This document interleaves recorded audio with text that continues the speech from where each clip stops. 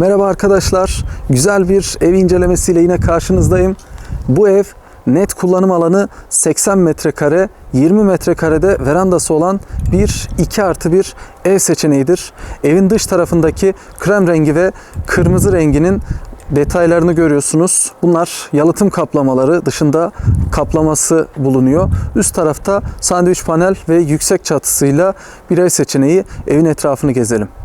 Şu an evin diğer tarafından görünümünü aktarıyorum arkadaşlar. Verandası doğrudan bahçeye bakan düz bir veranda şeklinde. Biliyorsunuz L tipi verandalar da vardı. Solda mutfağın sürgülü penceresini ve diğer duvardaki kırmızı şeritli olan kaplama bölümünü gösteriyorum. Evin çatısıyla bağlantı noktalarına ve aşağıdaki işçilik detaylarına bakalım. Şu alttaki birleşim yeri tamamlanacak arkadaşlar. Seramikleri de takılmış olarak korkuluklarla birlikte teslim edilecek. Evin arka tarafındayız arkadaşlar. Bu açıdan da görmenizi istedim. Tamamen evi kafanızda canlandırabilmeniz için her açısından gösteriyorum arkadaşlar. Evin etrafında zeminde taş efektli kaplamalar ve yine PVC doğramaları görüyorsunuz. Ön tarafta mutfakta sürgülü kullanılmıştı. Bu tarafta ise açıp kapatmalı normal Wiener marka PVC kullanıldı arkadaşlar. Bu şekilde zemindeki taş duvarı da göstereyim şu şekilde. Evet. Şimdi ön taraftan daha yakından bakalım. Verandaya yakından bakıyoruz. Dediğim gibi 20 metrekarelik bir veranda.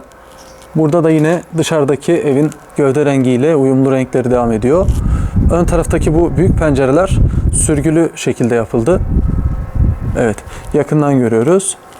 Ve şimdi evin içine doğru geçelim. Ceviz rengi bir çelik kapı kullanıldı. Yakından gösteriyorum. Şık bir kapı. Standart kapıdır arkadaşlar. Bunlar ilave maliyet yüklemeyen detaylar. Daha farklı modeller seçerseniz farkını ödeyerek onları da yaptırabiliyorsunuz. Arkadaşlar salona girdiğiniz zaman sol tarafta mutfak dolabı ve mutfak bölümü kullanılıyor. Biliyorsunuz bu mutfaklarda benim tavsiyem şuraya yarımada şeklinde bir mutfak çıkıntısı yani tezgah çıkıntısı yaptırmanız yönünde. Bu şekilde mutfağı daha ayrı gösterip daha özel bir alan oluşturmuş oluyorsunuz. Renk beyaz renk tercih edildi. Üst tarafta ve tezgahta yine gri, antresitin açık bir tonu tercih edildi. İçeri tarafta çizgili yani desenli seramiklerle burası tamamlandı. Çok sayıda priz var. Şu an tek seferde 4 priz gördüm. Burada mermerit tezgah tercih edildi arkadaşlar. Dolaplar gayet şık ve renk uyumu güzel seviyede görünüyor. Buradaki pencerenin büyük yapılma sebebi biliyorsunuz bulaşık ve yemek yaptığınız zaman burada koku veya işte havalandırma şeklinde aynı zamanda aydınlatma olarak kullanımı söz konusu. Tezgah ve seramiklere yakından bakalım. Şu şekilde gösteriyorum. Burası yine ankastre setinin takılacağı yer arkadaşlar. Mobilyayı yakından gösteriyorum. Camı ben de size sürgülü tavsiye ediyorum. Bu şekilde daha kolay kullanımı ve alan tasarrufu sağlıyor. L ve büyük bir mutfak dolabı yani tezgahı tercih edildi. L şeklinde bakın. Bu da bence daha kullanışlı bir seçenek arkadaşlar. Salona doğru dönelim. Evin giriş tarafında bakın sağ taraf oturma alanı gayet büyük bir alan arkadaşlar. Yani birçok kişi için yeterli olacağını düşünüyorum. Çok geniş bir oturma alanı mevcut. Arka tarafında yine sürgülü büyük boy PVC doğraması. Sol tarafta da aydınlatma penceresi var arkadaşlar. Şu şekilde daha genişten göstereyim size. Tam büyüklüğü görebilmeniz için. Yeterli bir alan söz konusu. İçeri girdiğiniz zaman mutfak solda kalıyor. Gördüğünüz gibi ileride 3 tane kapı, solda ve sağda 2 tane oda, direkt karşıda da banyo tuvalet bölümü var arkadaşlar. Şimdi buraya doğru bakalım. Odanın girişinde böyle şık bir Amerikan panel, beyaz renkli krem tarzında ve ahşap çizgili kapı seçeneği var ve gayet yeterli büyüklükte bir oda var arkadaşlar. Şöyle odanın iç tarafından çekeyim. Gördüğünüz gibi yeterli bir alan. Yani bir oturma odası olarak kullanılabilecek seviyede bir oda.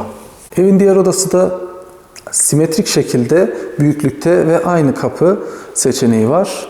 Doğrudan göle bakan bir oda. Gayet yeterli bir genişlik arkadaşlar. Dediğim gibi toplam net 80 metrekarelik 2+1 ev seçeneği. Evin banyo tuvalet bölümüne bakıyoruz arkadaşlar.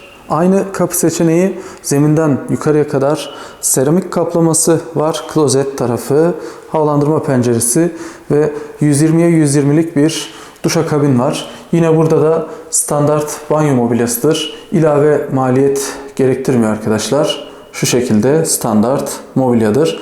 Burada duşakabinin içerisinde başlığı ve aparatları bağlanarak teslim ediliyor arkadaşlar. Bence gayet yeterli büyüklükte. 5,5 metre gibi bir büyüklüğü var. Evet, bu şekilde banyo tuvaleti de göstermiş olalım. Bu arada kanalı ilk defa izleyen arkadaşlar varsa abone, sevdiklerinizle paylaşma ve like desteğinizi talep ediyorum arkadaşlar.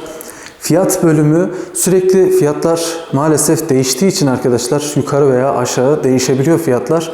Onun için fiyatı sözlü olarak burada değil, açıklama olarak videonun altındaki video açıklamaları bölümünden görebiliyorsunuz.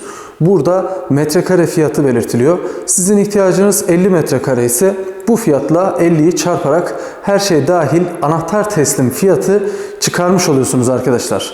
50 metrekarelik ihtiyacınızla buradaki metrekare fiyatını çarptığınız zaman bakın her şey dahil. İşte nakliyat içerisinde konaklama, işte su basmanı gibi bu tarz detayları sonradan eklemiyorsunuz.